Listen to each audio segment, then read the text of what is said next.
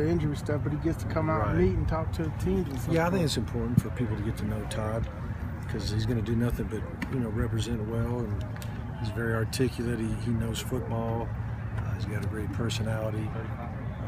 So just finding out about what kind of person he is, I think, is important for people if they're going to spend a lot of money on him, which I would imagine they will. I think he's the best back in this draft, and absolutely one of the best backs I've ever seen in person.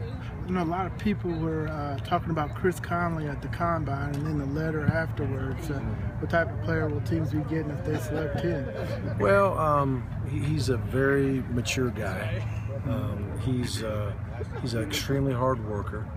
He showed that he can run and jump and do all those things. He was highly productive for us, great leader.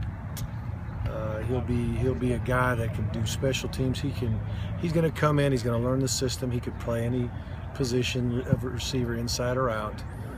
He'll be able to learn all that stuff because he's that sharp of a guy. And he's going to be a great guy in the locker room too. I mean, somebody's going to really love this guy. He said he enjoyed surprising teams at the Combine. Did anything he did up there surprise you? Well, I'm not going to sit there and say I would have predicted those times and those jumps. I can't say I was shocked by it either, but I mean, I went beforehand. If you'd asked me what he's going to do, I couldn't really tell you. I knew he'd run sub 4.5. I didn't know if he'd go sub 4.4. And then to have the, I guess, record tying long jump until somebody else showed up and beat it. I mean, that was impressive to everybody. Of course, the vertical was one of the best ever as well. So it's very exciting for him and for us. Coach, a lot of the players we talked to really contributed you and your pro-style offense to prepare them for days like this. Obviously, winning at Georgia's #1 for you, but how much of thought goes into getting these guys ready for this NFL during their career here? Well, it just happens to be the system that we believe in, and we sell, and we let them know that if they can play here and function here and learn what to do when they go to these combines and pro days and these interviews with staffs and they start talking ball, they're going to do extremely well. And then also we know that when the NFL watches our players on tape, they're going to see everything they need to know. They're not going to have to, well, I wonder if he can do this, I wonder if he can do that.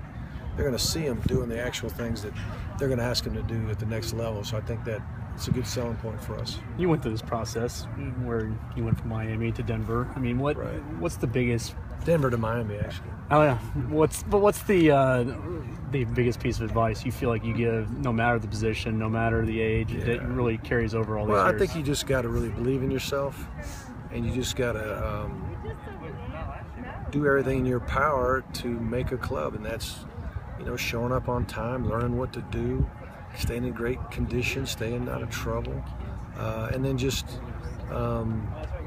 believe and trust, and then just put your faith in the Lord to protect you through it all, and just go. Are you pretty big on even letting the process kind of sink into earlier parts of the off season, maybe even during the season you have somebody that's played in the league or been around the league come in and talk with the guys about it? Oh yeah, we do that a lot. We've got our honorary captains, probably half of them have been NFL football players over the years, and they always talk to our team on our home games the night before the game, and then throughout the year we have different people come in, and just hiring a guy like Jonas Jennings, come in for a player relations guy who was 9-10 years in the NFL and did it the right way and came out of it with a lot of great experiences that he can help our guys with in a practical way.